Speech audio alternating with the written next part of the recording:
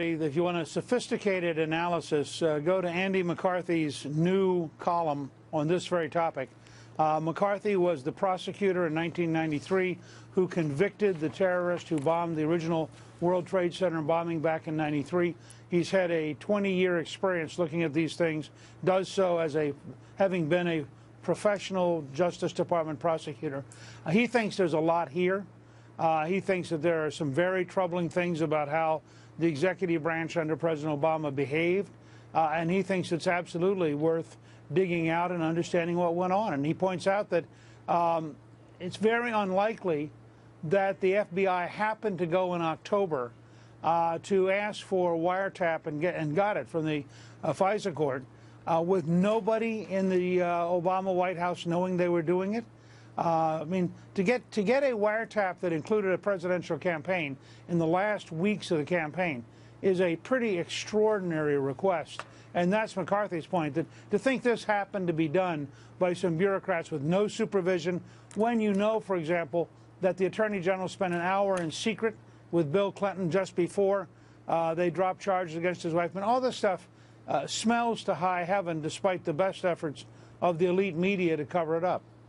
Well, I mean, what about that? You just heard Mark Levin's commentary on this. Mark Levin was on Fox and Friends going through points of evidence that showed that the Obama administration did, in fact, make two requests to the Foreign Intelligence Surveillance Court, FISA, and the first one was denied, but then the second one was accepted. It sure looks like maybe look, the White House, the Obama White House, rather, has put out this statement basically saying, trying to distance themselves from this entire story, that they did not order any of this surveillance. But we know that there were requests to put in a wiretap at Trump Tower.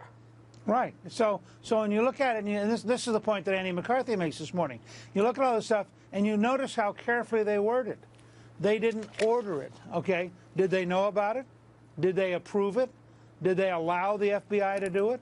And you have to ask yourself the question, what did they think? You know, remember, the only person who's ever been in the Trump official campaign who has ever been in any way involved about all this is Paul Manafort, and that was because of his Ukrainian ties, not Russia.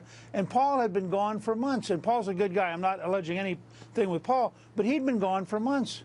So what's their case? I mean, what the devil are they trying to do in this circumstance? Right. Right. Well, we still don't know what exactly they're suggesting. I mean, in any event, I mean, people have meetings with ambassadors and senators all the time, but we still don't understand what they're trying to charge in terms of these Russian meetings. But look at what John Favreau, who was a speechwriter for President Obama, points out, and he basically says, I would be careful about reporting that Obama said there was no wiretapping. The statement that the Obama White House released was that neither he nor the White House actually ordered it. So we are parsing words a bit here, aren't we?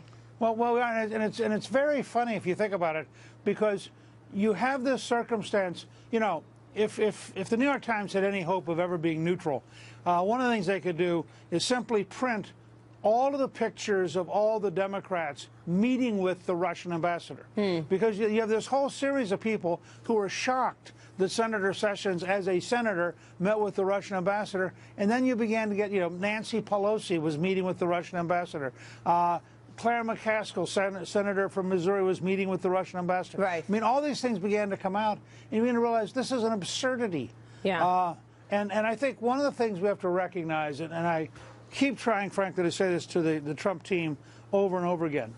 They have a group of people who are their mortal enemies. The New York Times is one of them. Right. The Post is one of them. These folks are going to be against them every day. They're going to attack them every day. And they have to understand that they're living in a hostile environment. Yeah, well, we're just trying to figure out if there was actually illegality done. I mean, Corey Lewandowski told Judge Janine last night that then Senator Jeff Sessions was also wiretapped, and they were bugging his conversations as well. Well, let me just say, real quick, if they were actually wiretapping a United States senator, that is a very serious problem. Yeah. Whether it's legal or illegal, it is so dangerous to our freedoms, no matter who the senator is, that we'd have to understand it. All right, we will leave it there. Great to see you, Newt. Thanks so much.